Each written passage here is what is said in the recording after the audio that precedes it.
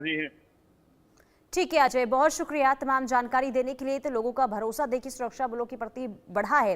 देखिए प्रशासन द्वारा बनाए गए नए बंकर अब ग्रामीणों द्वारा साफ और तैयार किए जा रहे हैं। इसके पीछे की वजह यह है कि उन्हें आशंका है कि स्थिति फिर से तनावपूर्ण हो सकती है।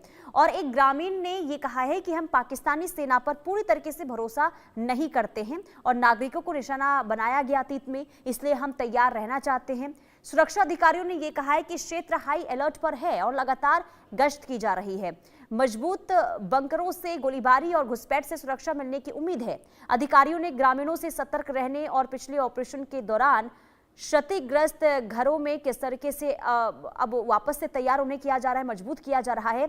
आपको इंडिया न्यूज की एक्सक्लूसिव रिपोर्ट दिखाते हैं। हमारे संवाददाता आशिक मीर की रिपोर्ट देखिए। इंडिया न्यूज की टीम इस समय नियंत्रण रेखा उरी एलओसी के पास है और यहाँ से आपको तस्वीरों के जरिए हम आपको पीओके का वो सारा एरिया दिखाएंगे। ये जो आप तस्वीरों के जरिए देख रहे हैं, बिल्कुल बीच में से जहलिम बहता है और जहलिम के उस पार जो देख रहे हैं आप, ये पीओके के वो घर है जो कि वहाँ पर कई सारे अभी एक्टिविटीज़ जो है बीते कुछ दिनों से देखने को मिल रही है। और आगे आपको तस्वीरों में फिरोज दिखाने की कोशिश करेंगे। ये जहलिम का वही पोर्शन है जो दोनों अगर हम देखें तो कश्मीर जो कि पीओके है उसको डिवाइड करता है, कश्मीर से अलग करता है। और लगातार जिस तरह से बीते कुछ दिनों से इन्फिल्ट्रेशन अटैम्प्ट्स किए जा रहे हैं और इन इन्फिल्ट्रेशन अटैम्प्ट्स का मकसद यही है कि ज़्यादा से ज़्यादा आतंकी घाटी के इस साइड धकेल देना।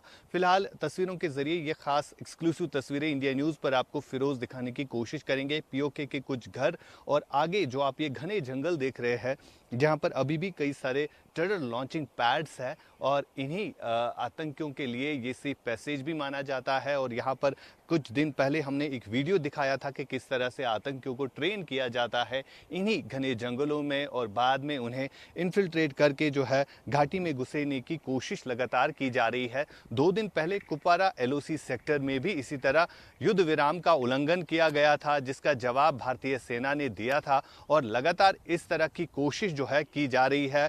जो इस तरह से ऑपरेशन सिंदूर के बाद कई सारे आतंकी ठिकाने ध्वस्त भी हुए थे और उन्हें नए सिरे से बनाने की कोशिश जो है लगातार की भी जा रही है।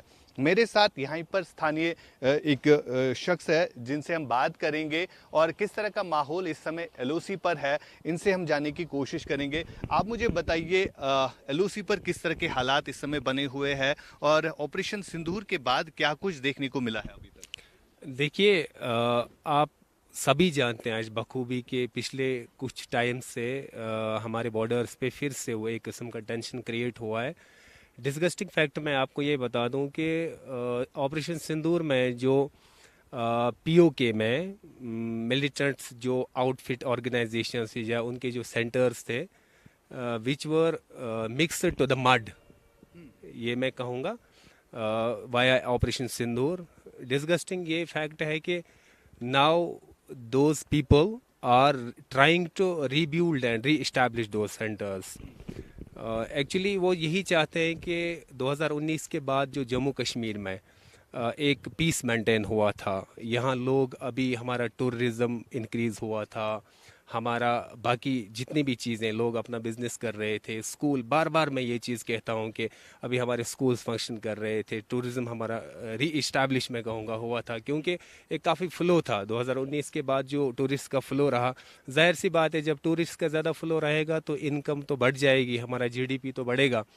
सो आई थिंक पाकिस्तान और वो लोग who are just backing this process of re-establishing these units जिनको ऑपरेशन सिंदूर में बर्स्ट किया गया था, मतलब उनकी इंटेंशन ही यही है कि कश्मीर में एक डिस्टर्बेंस रहे और and they don't want Kashmir. और चलिए सीधे आपको ले चलते हैं बिहार के सीतामढ़ी, जहां पर गृह मंत्री अमित शाह का हो रहा है संबोधन। पूर्वक प्रणाम कर मेरी बात की